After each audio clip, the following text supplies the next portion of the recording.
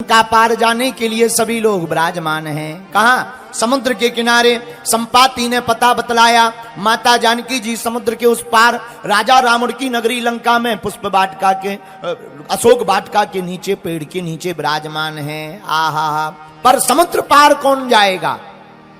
क्यों? बड़ा लंबा समुद्र है, कौन पार करेगा? अंगद जी तुम बच्चे हो, युवराज भी हो, नया खून है, नया जोश है, तुम जाओ। अंगद जी बोले हम जा तो सकते हैं, वापसी में हमारा इंजन फेल हो सकता है, वापसी थोड़ी मुश्किल है। क्यों? अंगद कहूं जाऊं मैं पारा, जिए संशय कछु फिरती बार। हम जा तो सकते, आने में दिक्कत है। क्यों? हमारा इंजन थोड़ा हॉर्स पावर का कम है। कौन जाएगा? नलनील है? नहीं, हमारी दम नहीं। दधिमुख? नहीं, हम नहीं जा सकते। केहरी? नहीं, हम भी नहीं। कौन जाएगा? तो सब लोग जामवंती जी से बोले बूढ़े तुम ही हो, तुम ही क्यों नहीं जाते? हम लोगों की बड़ी चढ़वा रहे हो, तुम बूढ़े हो, समझदारी से काम लोगे, तुम ही तपो, जाओ, तुम ही जाओ। जामवंती जी बोले हम नहीं जा सकते। क्यों? क्या तुम्हारा पेट खराब है? नहीं, पेट खराब नहीं। क्यों नहीं जा सकते? बोले अब हम बूढ़े हो गए, जब जवान थे तब जोश था। उभय गरी महदीनी 7 प्रदक्षिण धाय, बलि बांधत प्रभु बाढ़यो, सो तन बरनु न जाए। जब हम जवान थे तब हमने 7 प्रदक्षिणा पूरी पृथ्वी की कर ली थी, अब हमारा बुढ़ापा आ गया, कौन जाएगा? बानर बोले जब कोई जा ही नहीं रहा तो आत्महत्या करो। ऐसा मुंह लेके थोड़ी जाएंगे खाली, सब लोग मरो, डूब जाओ, मर जाओ। तब तक सबकी नजर हनुमान जी पर पड़ी। आहा, किसी ने हनुमान जी के कान में कहा सब लोग अपना अपना बल बता रहे हैं, तुम अपना हॉर्स पावर तो बता, कितने एचपी के हॉर्स पावर का पंप है, कितने बलवान हो? हनुमान जी बोले सबका अपना अपना बल है, इसलिए बतला रहे हैं, हमारा अपना नहीं है तो हम क्या हलवा बताएं? अरे ऐसी बात क्यों करते? आप तो बलवान हो। हनुमान जी बोले नहीं, हम बलवान नहीं हैं, हमारे अंदर जो बैठे हैं वो बलवान है। आपके अंदर कौन बैठा? हमारे अंदर तो 2 ही लोग बैठे। कौन? श्री राम जानकी बैठे मेरे सीने में, सिया राम जानकी बैठे मेरे सीने। हनुमान जी कहते हमारा बल नहीं है, हमारे अंदर जो मकान के मालिक हैं, हम हैं मकान के जो मालिक हैं उनका बल है। बात भी सही है। ऐसे समझो, किसी मकान में सीमेंट रखा हो, किसी कमरे में सीमेंट रखा हो, तो वो सीमेंट कमरे का कहलाएगा या मकान मालिक का कहलाएगा? किसका कहलाएगा? बताओ। किसी कमरे में सीमेंट रखा हो तो वो कमरे का सीमेंट कहलाएगा या मकान मालिक का? मकान मालिक का कहलाएगा। हाँ जी या ना जी? बोलो। हनुमान जी बोले भैया हम हैं मकान, हमारे मालिक हैं राम जी, ये जितना भी बल है हमारा नहीं है, प्रभु श्री सीताराम का बल है। तो क्या आप समुद्र पार नहीं कर सकते? हनुमान जी कहते हैं नहीं, हमारी दम नहीं है, हम नहीं कर सकते। तब जामवंत जी ने पीछे से कहा पवन तनय बल पवन समाना, बुद्धि विवेक विज्ञान निधाना। हनुमान जी आप पवन के पुत्र हो, पवन के समान बल है, आप तो जा सकते हो। हनुमान जी नहीं गए, क्या किया जाए? बाप के नाम से नहीं गए। अब हनुमान जी की महिमा गाई, कवन सुकाज कठिन जग माही, जो नहीं हो तुम पाही। कवन सुकाज कठिन जग माही, जो नहीं हो तात तुम पाही। श्री राम जय राम जय जय राम, श्री राम जय राम जय जय राम, श्री राम जय राम जय जय राम, श्री राम जय राम जय जय राम। इसके बाद भी हनुमान जी नहीं उठे। आपके लिए कोई काम कठिन नहीं, वीर बजरंग बली उठो। हनुमान जी नहीं उठे, पर हनुमान जी उठे कब? जब जामवंत जी ने युक्ति लगाई। युक्ति क्या लगाई? हाथ जोड़कर जामवंत जी ने कहा, हनुमान जी उठ नहीं रहे, उपाय किया। राम काज लगी तब अवतारा, सुनित ही भयउ पर्वतारा। ए हा राम काज लगी तब अवतारा, सुनित ही भयउ पर्वतारा। श्री राम जय राम जय जय राम, श्री राम जय राम। हाँ, श्री राम जय राम। अरे हनुमान जी, आपका जन्म संसार के लिए नहीं हुआ। तो हनुमान जी बोले किस लिए हुआ है? जामवंत जी बोले भैया राम काज लगी तब अवतारा।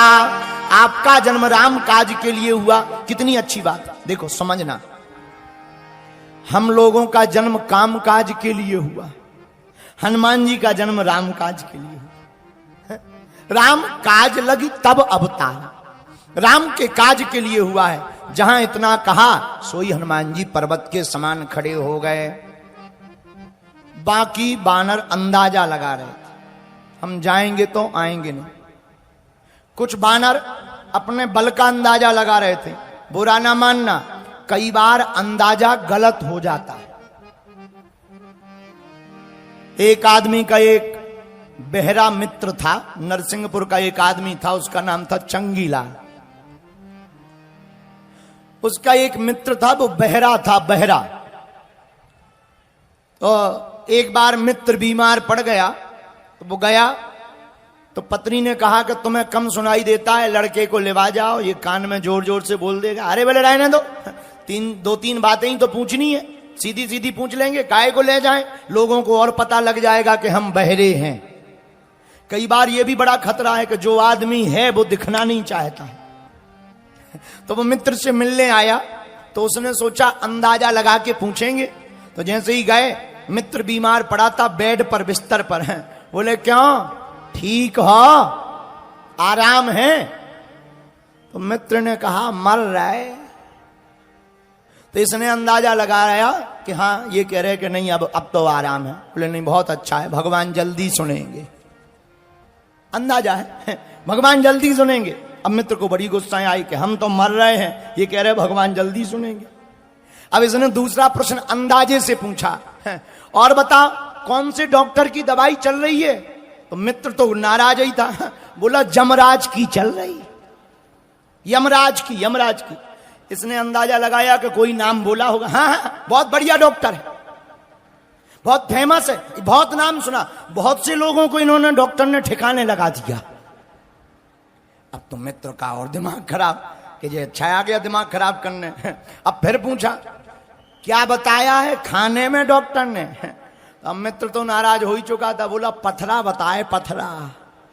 हाँ, हल्का भोजन है, हल्का भोजन पाना चाहिए, दोनों टाइम खाओ, बहुत हल्का भोजन है। तो कई बार अंदाजा ऐसा गलत हो जाता है, हम जो अंदाजा लगाते हैं वो कई बार होता नहीं। इसलिए अंदाजे के बल पर ज्यादा नहीं रहना चाहिए। अनुभव का बल बहुत महत्वपूर्ण होता है। जिसके पास अनुभव होता है वही इस दुनिया में हर मैटर में पास होता है। इसलिए जितने पढ़े लिखे बच्चे बैठे हैं, सुनो, हमेशा सलाहकार अपने से बड़े को रखना चाहिए। सलाहकार हमेशा अपने से बड़े की रखना चाहिए, क्योंकि उसके पास ज्ञान तुमसे भले ही कम हो, पर अनुभव तो तुमसे ज्यादा होगा। वरना कई बार तुम्हारी मुसीबत तुमको ही। एक बार यही नरसिंहपुर की एक और घटना है। दोनों पति पत्नी थे, पढ़े लिखे। पति का नाम चंगीलाल, पत्नी का नाम मुन्नी बाई। दोनों नरसिंहपुर के थे। तो एक बार इनके घर मेहमान आ गए। मेहमान, अब मेहमान आ गए तो जाने का नाम ही ना लिए। तो पति पत्नी दोनों आपस में बात करने लगे जब वो नहाने गए कि ये आ गए, अब जा ही नहीं रहे हैं, क्या करें। पति बोला एक काम करो, झूठी मूठी लड़ाई करते हैं, हम तुम्हें डांटते हैं, तुम रो और तुम कहना कि आज के बाद हमें भोजन ही नहीं बनाना है। भाई मेहमान को भगाने के एक ही दो उपाय हैं, भोजन ना दो अपने आप भाग जाएगा। बुखार को भगाने का एक ही उपाय है, भोजन ना दो बुखार भाग जाएगा। जुखाम, ज्वर जुखाम और पाहुने ये तभी जाते हैं जब लंघन पड़ जाए।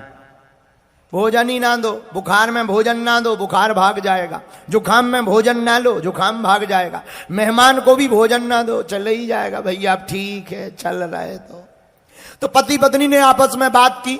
पत्नी बोली ठीक है तुम डांटो, हम नाराज होते हैं, रोते हैं। तो पति ने कहा कितनी बार कहा कि टाइम से जग जाया करो, रोज लेट उठती है, शर्म नहीं आती अपने मन से। पत्नी बोली तो भाड़ में गया, हमें नहीं उठना है, अब हमारा शरीर है दर्द करता, हम ना उठे तो क्या करो। दोनों की लड़ाई जोर जोर से होने लगी। बेचारा मेहमान सुन रहा था। पत्नी बोली लो तो जाओ, अब आज के बाद हमें भोजन ही नहीं बनाना है। पति बोला मत बनाना, भाड़ में जाओ, मत बना। मेहमान ने सोचा भोजन बनना ही नहीं है, चलो। अब पत्नी लगी रोने, मुन्नी बाई रोने लगी। मेहमान निकल गया। जैसे ही मेहमान निकल गया तो पति आया, काय को रो रही हो, हम तो नाटक कर रहे थे। पत्नी बोली हम कौन सा असली में रो रहे थे, हम भी तो नाटक में ही रो रहे थे। लेकिन मेहमान भी नरसिंहपुर का था। वो वापस आकर के बोला हम कौन सा सही में आ गए थे, हम भी तो नाटक किया कर रहे थे। तो कई बार अंदाजे बड़े उल्टे पड़ जाते हैं। इसीलिए अनुभवशील आदमी अपने से वयोवृद्ध के साथ सलाह करनी चाहिए ताकि अनुभव गलत ना हो। अनुभव कभी गलत नहीं होता है, अनुभव कभी गलत नहीं होता, अनुभव हमेशा उत्तम होता। बोलो सीताराम, जोर से बोलो। हनुमान जी इतने बुद्धिमान, इतने ज्ञानवान, कितने ज्ञानवान। जय हनुमान ज्ञान गुण सागर, जय कपीस लोक उजागर। हनुमान जी इतने ज्ञानवान कि समुद्र के समान। ये चेला चंगीलाल कहां बैठा है। वाह वाह वाह वाह, तुम चंगीलाल हो, तुम्हारा नाम चंगीलाल है। इस नरसिंहपुर में सब कुछ मिलेगा देखने को, अभी देखते जाओ। बहुत अच्छा है, बहुत अच्छा है। जय हो चंगीलाल जी, जय हो जय हो जय हो। भैया बस इसी चंगीलाल की हम कथा सुनाते हैं। ये फंस गया, यहाँ पे मिल गया है, इसको पकड़ के ले चलो बागेश्वर धाम। बहुत नाटकी है तू, बैठ बैठ जा। टीवी में आने के लिए तू चंगीलाल नाम रख लेता है। नरसिंहपुर वाली, इतने उपाय आते हैं नरसिंहपुर वालों। कहाँ का है, यहीं का है क्या? हाँ, ऐसे लक्षण यहीं पाए जाते हैं। तो हनुमान जी जय जय जय हनुमान जी।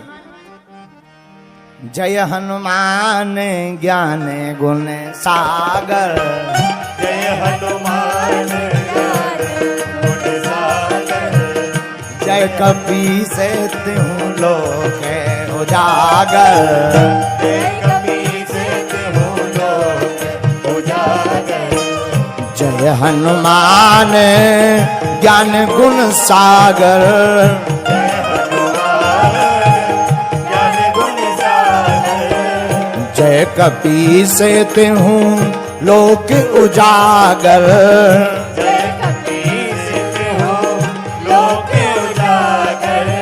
श्री राम जय राम, जय जय राम, श्री राम जय राम, जय जय राम, श्री राम जय राम, जय जय राम।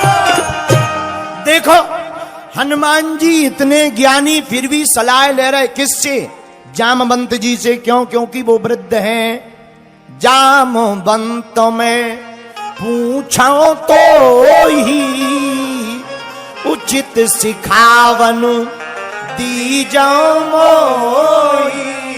हनुमान जी कहते हे जामवंत, आप हमें शिक्षा दो, बुरा न मानना, यही ज्ञान का सदुपयोग है। इतना ज्ञान होने के बाद भी हनुमान जी निराभिमानी। और हम लोगों को एक चौपाई आती हो तो हम लोग इतनी जोर से बोलते हैं कि वक्ता को ये लगे कि हमें आती है, व्यास जी को ये लगे कि हमें आती है, तो बड़ी जोर जोर से हाँ हाँ भूत पिशाच निकट नहीं आवे। और आगे सुनाओ, आगे सुनाओ, आगे सुनाओ। अरे भाई, हम लोग ज्ञान का प्रदर्शन करते हैं, हनुमान जी ज्ञान का दर्शन करते हैं। ये सीखने योग्य बात है।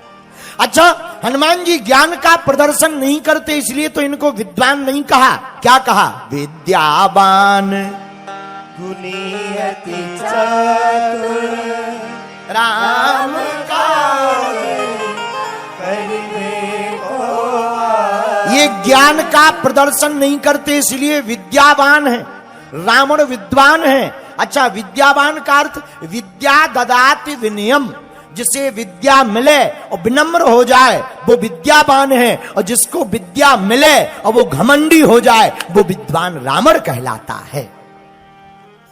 इसलिए हनुमान जी से ये दूसरी बात सीखने की है कि कुछ भी प्राप्त हो, कला, सिद्धि, प्रसिद्धि, ज्ञान, अथवा संसार की कोई भी भौतिक वस्तु, उसका अभिमान नहीं करना चाहिए। बोलो जय सिया राम, जोर से बोलो।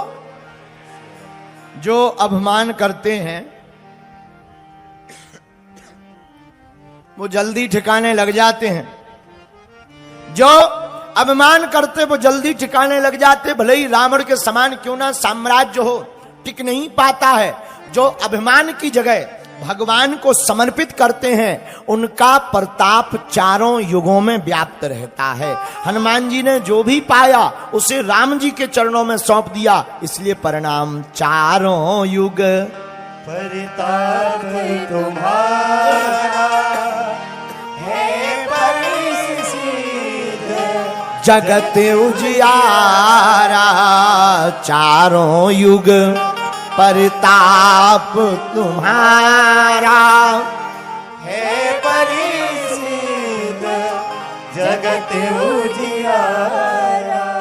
पर कुछ लोग कहते महाराज हम तो हनुमान जी के ही भक्त हैं, पर हनुमान जी की भक्ति अंदर भरती नहीं है। कथा इतनी सुनते हैं पर बहुत ज्यादा काम नहीं करती, क्योंकि तुम लोग सुनते हो कान से, और कथा कान का विषय नहीं है। कथा सुननी चाहिए ध्यान से। हम लोग कथा सुनते हैं कान से, कथा कान की जगह ध्यान से सुननी चाहिए। जो कान से सुनता है उसे कोई काम नहीं करती है कथा, जो ध्यान से सुनता है उसके ही जुबान से जीवन में कथा उतरती है। विधि कीना बाल चरित हरि बहु विधि कीना, बाल चरित हरि बहु